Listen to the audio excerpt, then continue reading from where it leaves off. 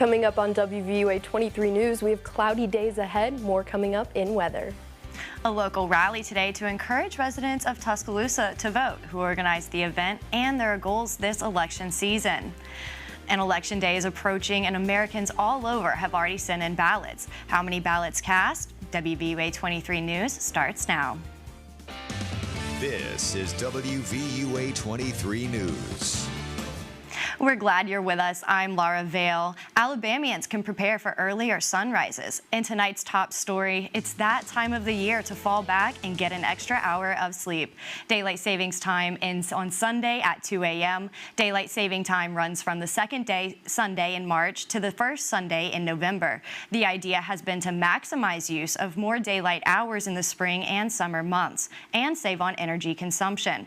But the practice has its detractors. Lawmakers at both the local and federal levels have pushed over the years to make daylight saving time permanent. The Senate in 2022 approved a measure to make daylight saving time permanent, but the bill never came to a vote in the House. Turning now to look at weather, Molly Starr is in for a glance at this week's forecast. Hey Laura, this week we're going to be following the same pattern as we see Sunday, Monday, Tuesday, all looking relatively the same. Only difference between these 3 days is Tuesday has more clouds. Well, with that, the whole week itself doesn't really look that different. We've got those low 80s across the board Sunday through Wednesday, mid 60s all the way Sunday through Thursday as well. The only big difference is Tuesday, bringing in a slight chance of rain. The biggest days for those rainmakers are Tuesday night, Wednesday day, and Saturday, but I'll have more for you guys in just a little bit. Alabama voters will be deciding some county races in our area on Tuesday. Voters in Bibb County will be choosing a district court judge. Fayette County will be selecting a county commissioner for District 6 and a Board of Education member for District 6. In Hale County, they'll be choosing a probate judge, a county commissioner for District 2, and a Board of Education member for District 4 and 5.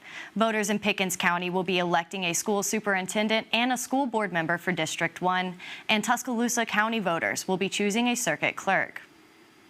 Get Out the Vote rally took place at Snow Hinton Park this morning to prepare Tuscaloosa residents for Election Day. WVUA 23's Paisley Roberts went to talk to a few people at the rally about the upcoming election.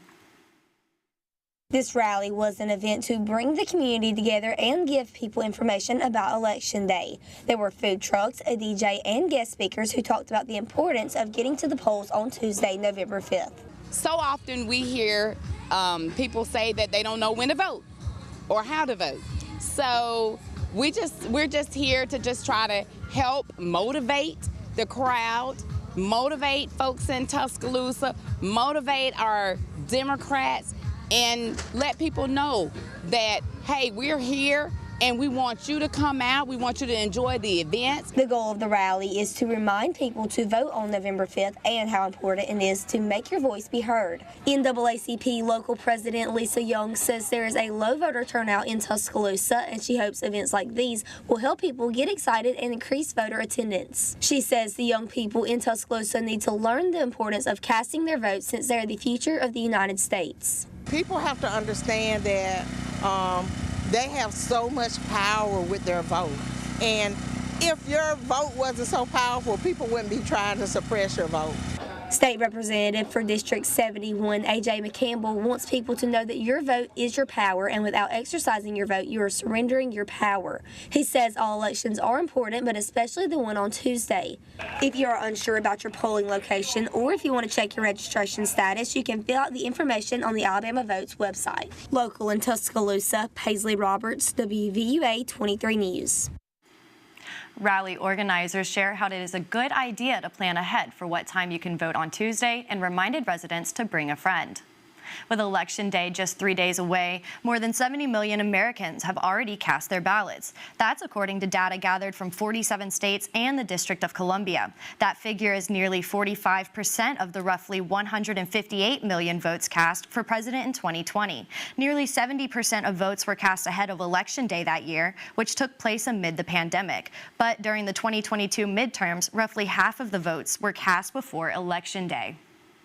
The Tuscaloosa County Democratic Party hosted a women's march this morning to persuade Tuscaloosa residents to vote for Kamala Harris on Tuesday. This is one of many marches happening around the United States this weekend. Feminists everywhere are marching to share their message, "We won't go back." The march took place at Tuscaloosa's federal courthouse and consisted of dozens of women with signs to get people excited for Election Day. The women discussed the good things that will happen if Harris is elected. It's really important that we support her and her desire to improve the working class, the middle class, to ease the pain of poverty in America. It is time our legislators wanted to do something to grow America, and the middle class and the working class is what grows America. For more information or to learn about future events, you can visit the Tuscaloosa County Democratic Party website. Vice President Kamala Harris and former President Donald Trump are racing to deliver their closing pitches to voters as Election Day nears. Both campaigns are barnstorming battleground states on Saturday, and the latest polls show extremely tight races. Rick Damigella has the latest. The race for the White House is now in its final sprint, and both candidates are taking their message to voters in battleground states. And I pledge to you, if you give me the chance to fight on your behalf, there is nothing that will stand in my way as I fight for you. She can't handle anything when she's not equipped for that. She's not a president. She'll get overwhelmed, melt down, and millions of people will die. With just 3 days until Election Day, polls show a tightening race. The latest national polling shows Vice President Kamala Harris and former President Donald Trump deadlocked at 47%. And millions of Americans have already voted. More than 70 million votes have already been cast with early voting or mail-in ballots, including battleground Pennsylvania, where the Supreme Court left a state court ruling in place to expand options for voters whose mail-in ballots are rejected for technical reasons to have their votes counted. Pennsylvania is one of 7 swing states that are expected to be key in who wins the election. We will have a free and fair, safe and secure election in Pennsylvania, and the will of the people will be respected and protected. Both candidates are targeting Southern voters on Saturday. Harris has stops in North Carolina and Georgia, while Trump is also in the Tar Heel state, as well as Virginia. I'm Rick Damigella reporting. North Carolina is among the 7 states viewed as likely to determine the presidential election. Both Harris and Trump have campaigned there today, underlining its importance with just 3 days until the election. Former President Donald Trump is giving new clues about what his second term in the White House would potentially look like. While campaigning in Wisconsin, the former president promised to give Robert Kennedy Jr. a role in health policy. Trump has also revealed plans to place billionaire Elon Musk in charge of downsizing the federal government. Trump's co-chair says Musk will be, quote, adjacent to the government. At Trump's Virginia rally today, he continued the pressure on Kamala, tying her to the Biden administration on immigration and inflation. Vice presidential candidate J.D. Vance at a rally in Arizona tonight spoke on where he feels the campaign stands. We're in a very, very good spot in Arizona, but I don't want us to get lazy, and I don't want us to rest on our laurels here, because right now we've got a big, big advantage in the state of Arizona. At a rally in North Carolina, Trump criticized the Alabama Supreme Court ruling on in vitro fertilization, calling for action and announcing his support for IVF. The high cost of housing has emerged as a top concern for many voters. As a result, Vice President Kamala Harris and former President Donald Trump have each offered plans on how to tackle the issue. Harris unveiled a multi-pronged plan to lower housing costs earlier this fall. Harris has also proposed partnering with the private sector to build 3 million new housing units. Trump has not rolled out a formal housing plan, though has said he would ban undocumented immigrants from getting mortgages. There was one proposal that both Trump and Harris shared common ground on. They each have promised to repurpose some federal land for affordable housing. Next year, U.S. workers will be allowed to save a little more pre-tax earnings in their 401k retirement funds. On Friday, the Internal Revenue Service announced the new contribution limit for 2025 will be $2,000 $23,500, up $500 from 2024. For those 50 and older, the IRS did not adjust the limit on catch-up contributions, which stand at $7,500. The exception is for those aged 60 through 63. Whatever the limit, most people do not contribute the maximum pre-tax amount to their 401k. In 2023, only 14% maxed out their contributions. And as colder weather approaches, health professionals are highlighting the importance of vaccines for everyone, even expecting mothers. What vaccines you need to protect yourself this flu season? And a 5K event today in Government Plaza to honor veterans. How organizers are bringing awareness to mental health. Those stories and details when we return.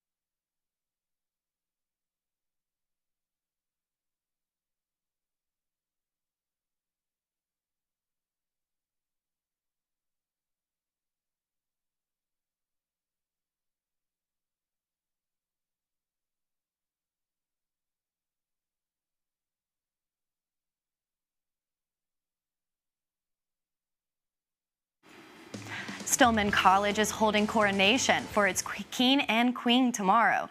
The coronation will take place in Birthright Alumni Hall at 7 p.m. Naya Fowler will be crowned the 77th Miss Stillman, and Kenyatta Lewis will be crowned the 4th Mr. Stillman.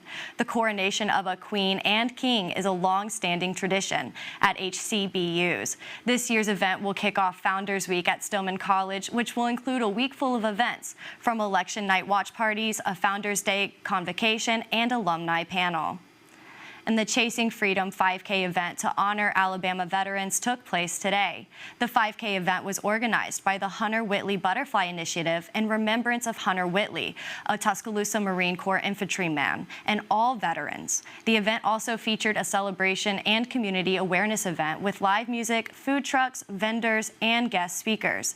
The event aims to provide awareness around veteran mental health challenges, the veteran suicide crisis, and the stigma surrounding mental health. Beginning Monday, November 4th, Tuscaloosa residents can pay off $18 city parking tickets with a toy donation to Toys for Tots. Toys valued at $10 or more will satisfy an $18 parking ticket. Toys valued at $10 or more will be accepted in place of 2 $18 parking tickets. You can bring the toys to Tuscaloosa Municipal Court between November 4th and December 5th. The city requests purchase receipts or for the price tag to remain on the toy. You can call Tuscaloosa 311 if you have questions. And the Marines Toys for Tots program kicked off this weekend, and community members are now able to donate. Distribution boxes will be placed in several locations throughout Tuscaloosa, Greene, Hale, Pickens, Lamar, Fayette, and Sumter counties. Visit toysfortots.com to find a location near you. Collection boxes will be picked up December 6th. RSV, influenza, and COVID-19 vaccines are available to provide protection and play a key role in preventing hospitalizations. Several vaccines are being recommended this year to help respiratory illnesses. The Alabama Department of Public Health has information on which vaccines are recommended and who can benefit. For the normal, healthy adult population, the vaccines that are available for the respiratory virus season are mostly would include COVID-19 and influenza. For most other individuals, those other vaccines are available. So the RSV vaccine is available for those that are pregnant, and that's specifically for the developing infant to make sure that antibodies are transferred. You can go to vaccines.gov to learn more about which fall and winter vaccines you may need.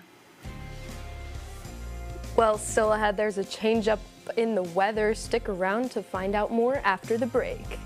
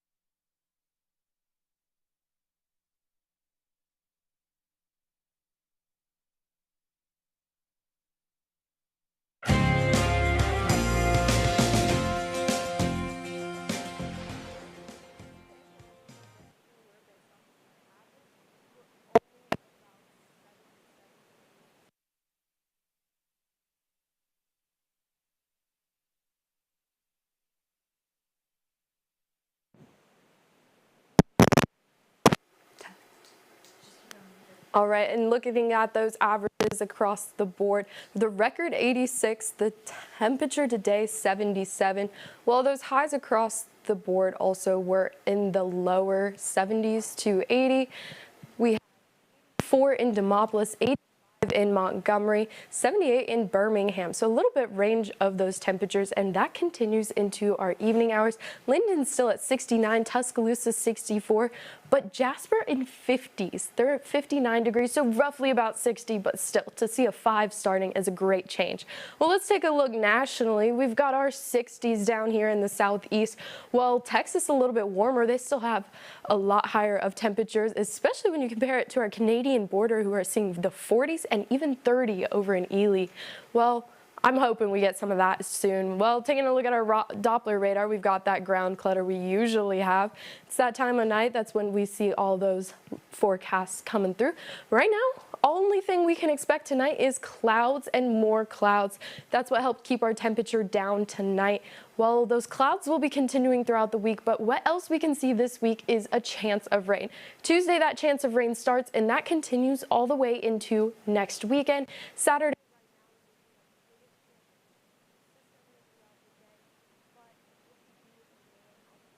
that. Again, tonight is daylight saving. We're going back to standard time, so at 2 a.m. we're going to go back to 1 a.m. that makes our sunsets go down way sooner. So instead of that sunset being at about 5 p.m. like it was today, or about 6 p.m. today, it's going to 5 p.m. tomorrow. So that sun's going to start setting earlier and earlier. So what are we going to do with that? Christmas is coming up. We have 53 days until Christmas. You will see this countdown with me a lot. But let's take a look at that extended forecast. We've got that increasing of clouds. We've got those 80 degrees, not much variability in our temperatures until Friday, Saturday. Laura, looking at next Saturday, that is our best chance of fall weather that we have coming up. We have some rain moving in this week, but the biggest change up is honestly that rain starting on Election Day Tuesday, but make sure to set those clocks back an hour tonight. Absolutely. Luckily, we have Sunday as a buffer, so you don't have to be late to work. Oh, so true. Imagine. That'd be so bad. It's so bad. Thankfully, we're getting some rain, though. We need I'm that. hoping it increases as the day goes on. Yeah. All right. Well, Nathan Brown is in for a look at our sports. Nathan, good evening. Good evening, Laura. And coming up in sports, highlights from Auburn and Vanderbilt, plus hear what Tyler Booker had to say as Alabama's coming off their bye week and they head to Death Valley this week. Also, full highlights from Auburn and Vanderbilt earlier, and the women's cross country team took it to Texas. See how they finished up, coming up in WVUA 23 Sports.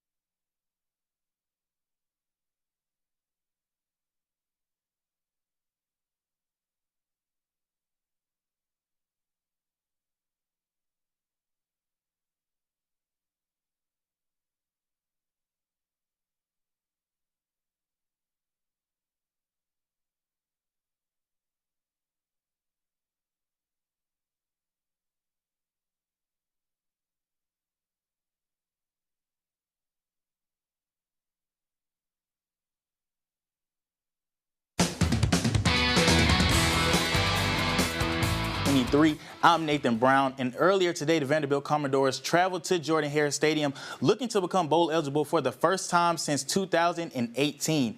You'll see as the clips start rolling, two head coaches, Clark Lee, Hugh Freeze. Now earlier this week we heard Freeze say he's tired of talking about this man right here, and you see why. Vandy striking first to take an early 7-0 lead. Now midway through the second, this Auburn offense looking to get anything going. 4th and 2, and Thorne finds Simmons to keep this drive alive.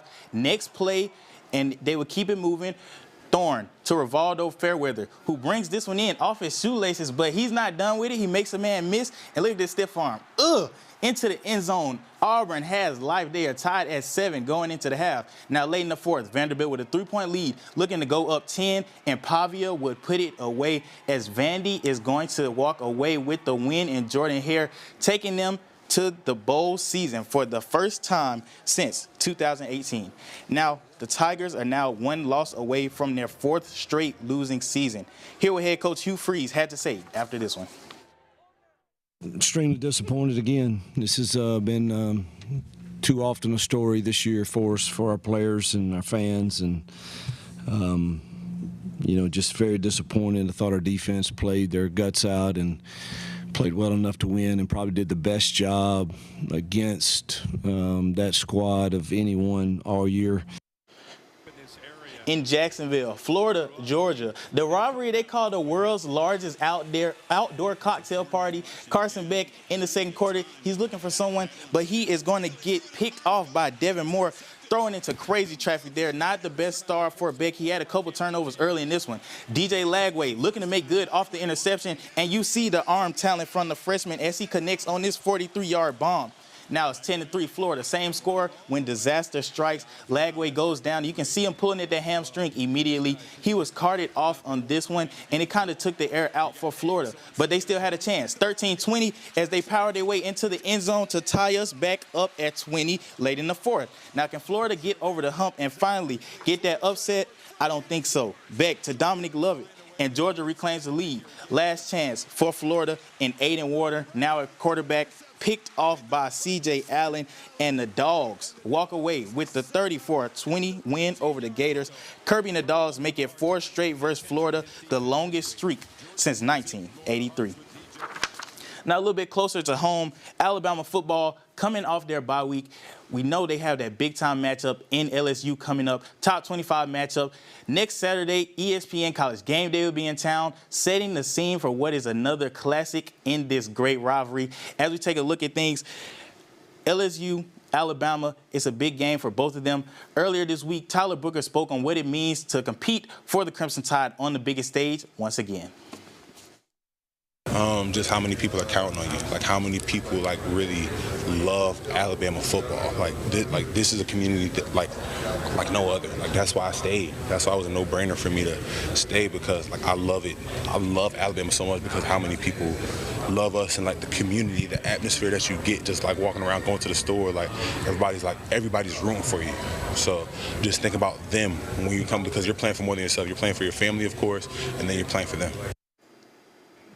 Can't wait for that one. But today we had more great football action, taking you to West Alabama, 15th ranked West Alabama Tigers hosting Greenville. Trailblazers with the ball as Bennett takes the handoff to the outside. He is brought down just shy of the 10. Now North Greenville would settle for this field goal to go up 3 early. Now UWA. Second possession for them, they take the snap. Chris Binion, he hits him on the out route. 6 has it up the sideline, but he is going to make a cut and step out just before getting to the end zone. Tigers would also have to settle for 3.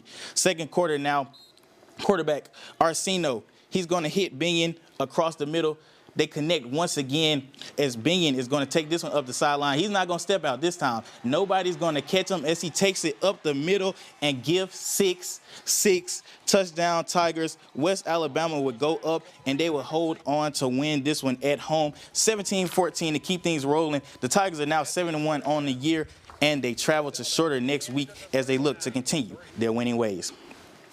Now, Alabama cross-country team, they traveled to College Station yesterday for the SEC cross-country championships, and it was the women's team that had themselves a day. Coming out victorious, Alabama was led by individual SEC champion Doris Lemon-Gole, who shattered the women's 6K course record with an 18:20 time. Crimson Tide ran away from the field, finishing with 72 points to secure the team victory. 31 points ahead of second place Tennessee to secure the program's 4th conference title and the 2nd in 3 years. Laura, I was actually there in Texas yesterday, at College Station. It was a phenomenal scene just to see all the hard work for those young ladies pay off. Doris had a phenomenal day, claiming that record as well as being SEC Scholar Athlete of the Year. Just phenomenal time in Texas. All right. Well, thank you, Nathan, and we'll be right back after this.